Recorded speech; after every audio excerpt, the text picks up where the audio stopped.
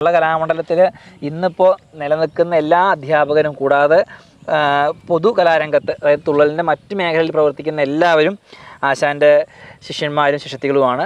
അതിൽ തന്നെ ഏറ്റവും മുതിർന്ന, അതായത് ഇന്ന് ജീവിച്ചിരിക്കുന്നതിൽ ഏറ്റവും പ്രായക്കൂടുതലുള്ള ഒരു തുള്ളൽ കലാകാരൻ കൂടിയാണ് ആശാൻ എന്നുള്ളത് നമ്മുടെ പ്രേക്ഷകരോട് പറയുകയാണ്.